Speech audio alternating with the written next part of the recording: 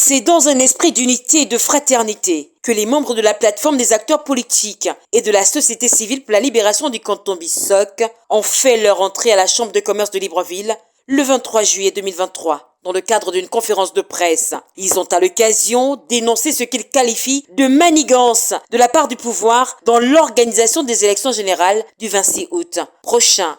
En matière de gestion du processus électoral, nous pouvons constater que le ministre de l'Intérieur qui établit la liste électorale est du PDG. Le président du CGE qui devait être une personne neutre est issu du PDG. Et le président de la Cour constitutionnelle qui traite le contentieux électoral est du PDG.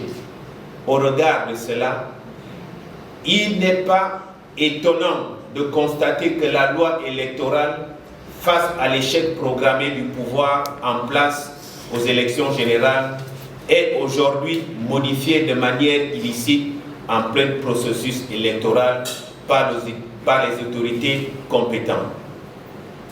Révision qui remet en cause les enveloppes à coller et la présence des représentants des candidats dans les bureaux de vote.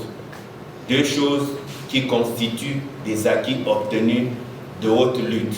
Aussi, sont-ils revenus sur la nécessité qui était la leur de se mettre ensemble et défendre leur localité, veiller également au bien-être des Bissocois.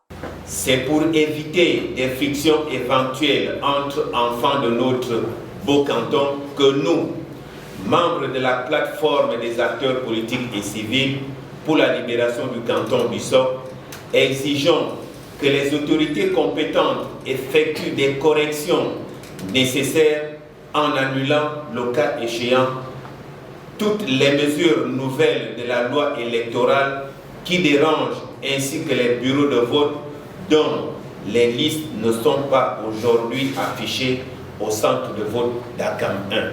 Des actions ont été menées visant à mettre fin à la rumeur persistante sur l'existence de bureaux de vote fictifs et le nombre exagéré d'inscrits sur les listes électorales dans le canton. Au canton Bissoc, après l'affichage des listes électorales, une rumeur persistante indique que 4 bureaux de vote, au lieu d'un seul, comme en 2018, sont créés avec plus de 1500 électeurs au centre de vote d'Akam 1, du village du député sortant, père géniteur du candidat du PDG, contre environ 400 en 2018.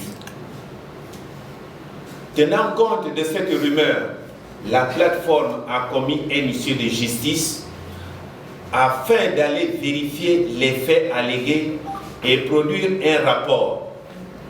De ce rapport, il reçoit que seule la liste d'un bureau de vote est affichée avec 425 électeurs. Notons à toutes fins utiles que pour les membres de cette plateforme, l'idée d'une candidature unique dans le canton Bissoc est un des objectifs majeurs. Mais pour l'instant, l'heure est à la stratégie sur le terrain, à l'aboutissement des démarches entamées pour enfin décider de celui qui portera les couleurs de cette plateforme aux élections législatives.